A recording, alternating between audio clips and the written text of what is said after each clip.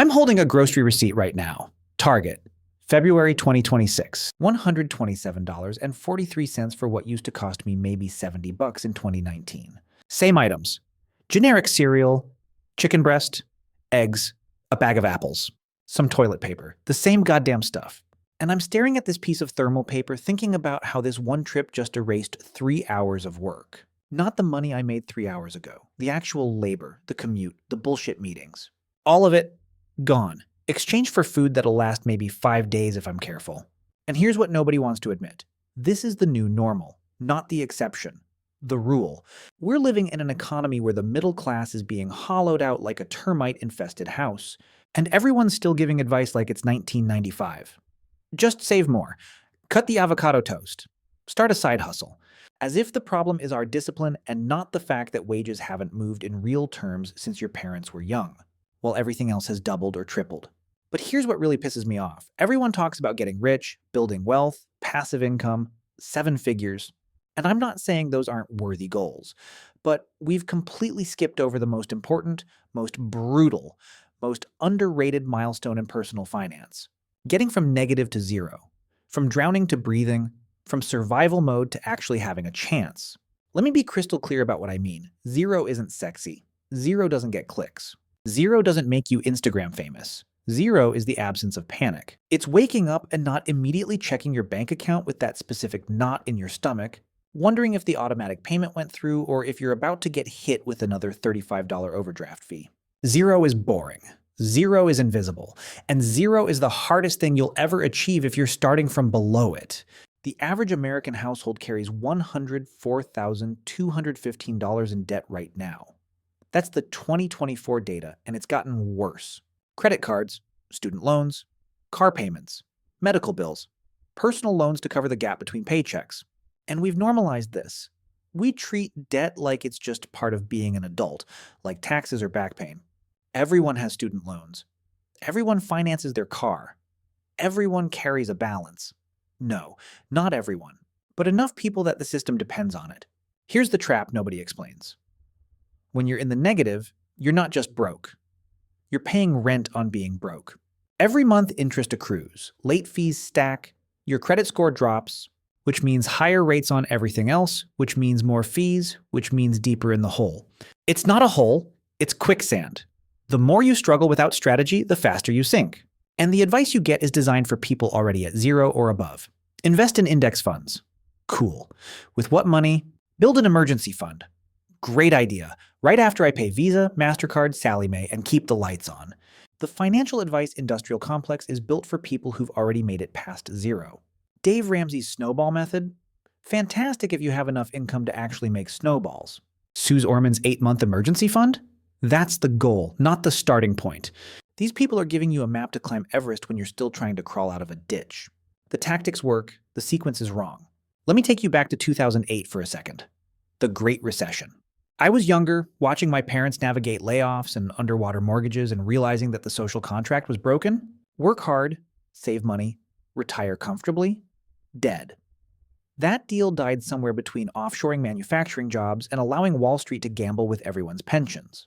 But here's what 2008 taught me that nobody wants to say out loud. The system is designed to extract wealth from the bottom and middle to feed the top. That's not conspiracy theory. That's observable reality. Since 1971, when Nixon took us off the gold standard, the dollar lost purchasing power every single year. Inflation isn't some natural phenomenon like weather. It's a policy choice. Print more money, devalue the currency, make assets owned by the wealthy more valuable while making labor worth less. The median home price in 1971 was $25,000. Median household income was about $10,000. That's a 2.5 times ratio. In 2026, median home price is pushing $420,000. Median household income? About $75,000. That's a 5.6 times ratio. Housing costs doubled relative to income in 50 years. But sure, tell me again how millennials just need to budget better. And this is why getting to zero feels impossible. Because you're not just fighting your own mistakes or bad luck. You're fighting systemic headwinds that make it harder every year. College costs 1,200% more than it did in 1980, adjusted for inflation. Healthcare costs are up 600%. But wages? Up maybe 25% in real terms if you're lucky. The math doesn't math. The game is rigged, not metaphorically, literally. The rules are written by people who benefit from keeping you in debt. So let's talk about what happens in your brain when you're stuck in the negative. This isn't about willpower or discipline. This is neuroscience. When you're in chronic financial stress, your body produces cortisol constantly. Cortisol is the stress hormone. It's designed for short bursts. Run from the bear, fight the threat, survive the moment. But when the threat never goes away, when every day is wondering how you'll make rent or if your card will decline at checkout, your brain gets stuck in survival mode. Survival mode is the opposite of planning mode. Your prefrontal cortex, the part responsible for long-term thinking and rational decision-making, gets suppressed. Your amygdala, the fear center, takes over. You become reactive, impulsive, short-term focused. This is why you buy the fast food, even though you know you should meal prep. Why you scroll TikTok for 3 hours instead of researching better interest rates. Why you avoid looking at your bank statements entirely. Your brain is trying to protect you from immediate pain by avoiding the source of stress. But avoidance makes it worse. Then there's dopamine. Every time you swipe that card, your brain gets a little hit. Purchase equals reward. Retail therapy isn't a joke. It's a literal neurochemical response. And the companies know this. They've weaponized it. One-click checkout, buy now, pay later, free returns. Subscription services that you forget about. The entire consumer economy is designed to trigger your dopamine system while making it as frictionless as possible to spend money you don't have. And here's the cruel part. When you're stressed, your dopamine system gets dysregulated. You need bigger hits to feel normal. That's why financial stress and impulse spending go together. You're not weak. You're not stupid. Your brain is doing exactly what evolution designed it to do, but in an environment that evolution never prepared you for. Our ancestors didn't have credit cards. They didn't have FOMO from Instagram. They didn't have algorithmic advertising targeting their insecurities. We're running ancient hardware on modern software, and it's crashing. So how do you actually get from negative to zero? Not the sanitized, Instagram-friendly version. The real, ugly, uncomfortable process. First, you have to stop lying to yourself. Pull up every account, every credit card, every loan, every bill. Write down the total. Not in your head. On paper or a spreadsheet. Make it real. This will hurt. You'll feel shame, anger, regret. Good. Feel it. That emotion is data. It's telling you this matters. But don't let it paralyze you. Shame without action is just self-torture. You're not documenting your failures. You're taking inventory before a war. Next, categorize the debt. There's secured debt, like mortgages and car loans, where they can take physical property if you default. There's unsecured debt, like credit cards and medical bills, where they can trash your credit and sue you, but can't repossess your kidney. There's federal student loans, which are basically financial herpes. They never go away and they'll garnish your Social Security if you ignore them long enough. And there's predatory debt, like payday loans and title loans, which are legalized robbery and need to die first. The payday loans and title loans, those have to go immediately, not eventually. Now, the interest rates are criminal. 400% APR in some cases. If you have one of these, you're bleeding out. Call a family member. Sell something. Pick up a one-time gig. Do whatever it takes to close that wound first, even if it means taking on different debt temporarily. A credit card at 24% APR is terrible. A payday loan at 400% is a death sentence. Then you need to understand the difference between paying off debt and paying down debt. Minimum payments are designed to keep you in debt forever. A $5,000 credit card balance at 22% interest with a minimum payment of $150, you'll be paying for 19 years and spend $8,700 total, almost double. The credit card companies aren't hoping you pay it off. They're praying you don't. That's the business model. So the strategy isn't to follow their minimum payment schedule. The strategy is to attack. Here's where it gets tactical. You need to increase the gap between income and expenses, and you need to do it violently, not gradually. This isn't about saving $10 a week on coffee. This is about fundamentally restructuring your life for 12 to 24 months. Can you move somewhere cheaper? I know. You like your apartment. Your commute is good. Your friends are nearby. Cool. You'll still like them when you're not drowning. Can you get a roommate? Can you sell your car and get something older? Can you cancel every subscription service you're not using daily? Go through your bank statements for the last 3 months. Highlight every recurring charge. Spotify, Netflix, Hulu, Disney+, HBO, Amazon Prime, gym membership, meal kit service, cloud storage, gaming subscription. app subscriptions you forgot about. Add them up. For most people, it's $200 to $400 a month. That's $2,400 to $4,800 a year. That's not nothing. That's a dent in your credit card. Cancel everything except the absolute essentials. You can resubscribe later. This is temporary. Food is the other big lever. The average American household spends $779 a month on food, $475 on groceries, $304 on eating out. If you're in debt, eating out is a luxury you can't afford right now. I don't care if you work long hours. I don't care if you're tired. Rice, beans, eggs, frozen vegetables, chicken thighs, pasta, oatmeal. Boring? Yes. Effective? Also yes. You can eat for $200 a month if you're strategic. That's an extra $500 plus to throw at debt. Now, income side. You need to make more money. I know you're already working. Work more or work smarter, not forever. For now. Can you pick up overtime? Can you freelance your skill? Can you sell stuff you don't use? Furniture, electronics, clothes, textbooks, collectibles, Facebook Marketplace, eBay, Mercari. Everything is worth something to someone. I've seen people raise $2,000 to $3,000 just by cleaning out their apartments. That's not startup capital. That's a debt payment. If you're really stuck, you might need to have the uncomfortable conversation with your employer about a raise. Not asking. Negotiating. Document your value. What have you done that made or saved the company money? What responsibilities have you taken on that weren't in your original job description? Schedule a meeting. Come prepared.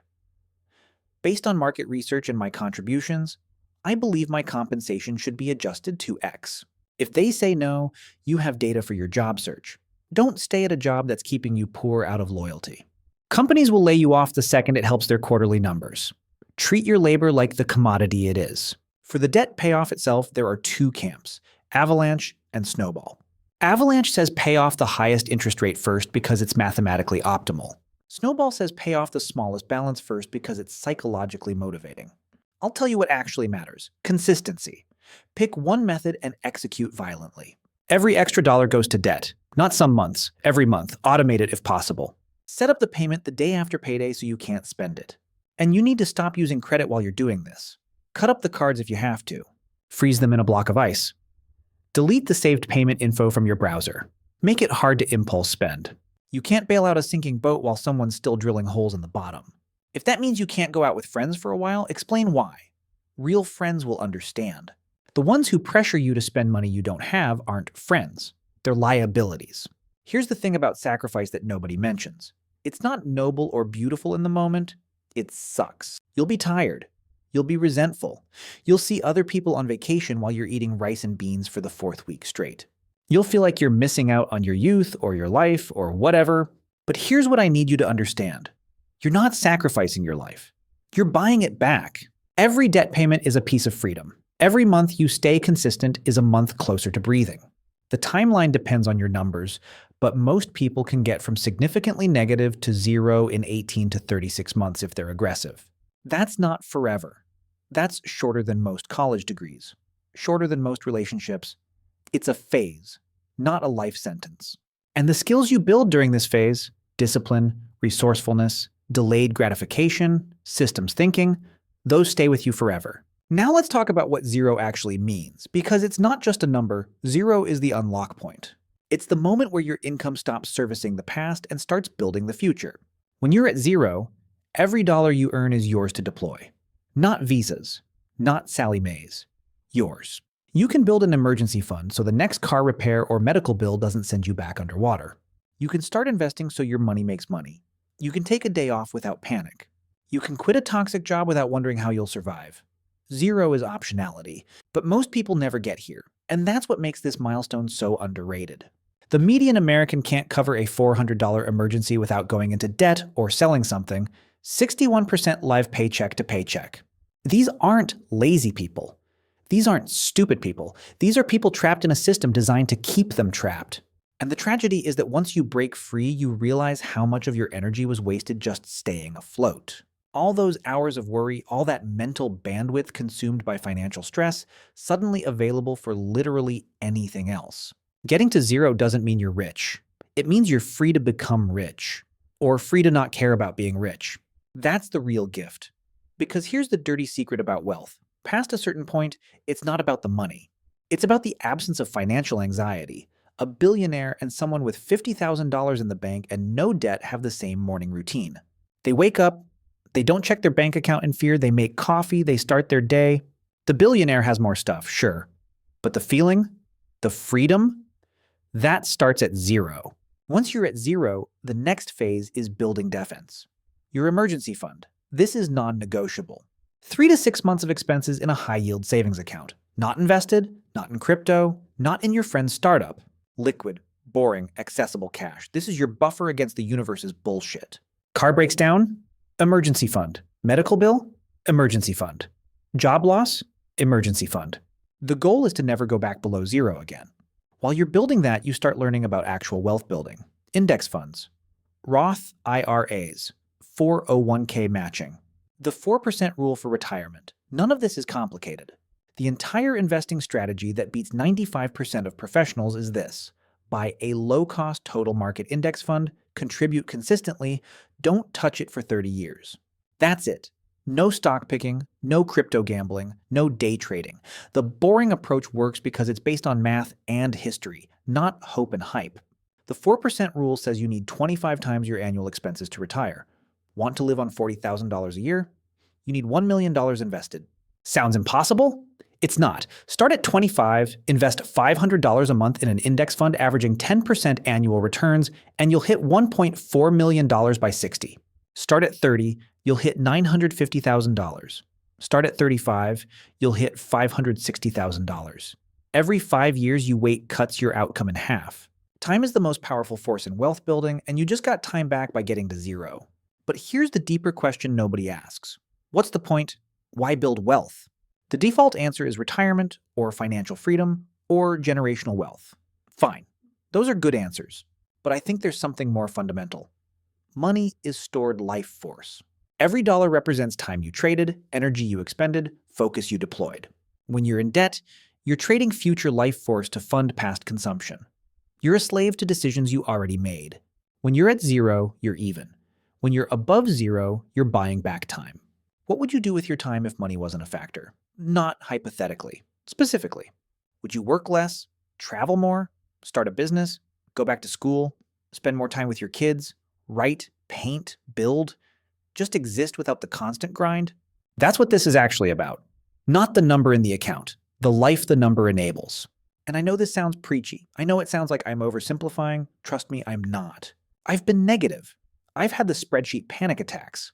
I've done the math and realized I was underwater by 5 figures with no clear path out.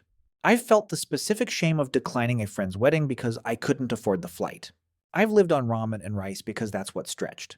I know exactly how hard this is. Which is why I'm telling you it's possible.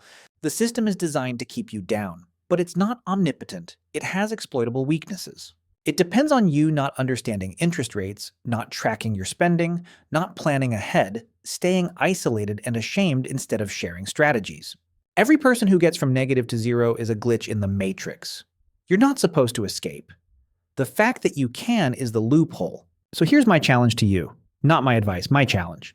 Decide right now if you're actually going to do this or if you're just going to keep consuming financial content as a form of procrastination. Because watching videos about money is not the same as handling your money. Reading about debt payoff is not the same as making a payment. This only works if you act. Not tomorrow, not Monday, today. Pull up your accounts. Write down the number, make the first decision, cancel the first subscription, apply for the first side gig, send the first resume, make the first extra payment. The only way from negative to zero is through. Not around, not over, not waiting for it to magically improve. Through. The messy, uncomfortable, unglamorous slog of fixing the problem one choice at a time. Nobody's coming to save you. Not the government, not your family, not some windfall. You have to save yourself. And the beautiful, terrible truth is that you can. Zero isn't the end. It's the beginning. It's the starting line you were supposed to start from, but didn't because of student loans or medical debt or bad luck or bad choices or a system designed to put you in debt before you could vote. But you can still get there. And once you're there, everything changes. The anxiety lessens. The options multiply. The future stops being something that happens to you and starts being something you design. This is the most underrated milestone because it's invisible. Nobody celebrates getting to zero. There's no graduation ceremony, no trophy, no Instagram post that gets likes. But it's the hardest thing you'll ever do financially, and it's the foundation everything else is built on. You can't build wealth on quicksand. You need solid ground. Zero is solid ground. Stop complicating it. Start getting free.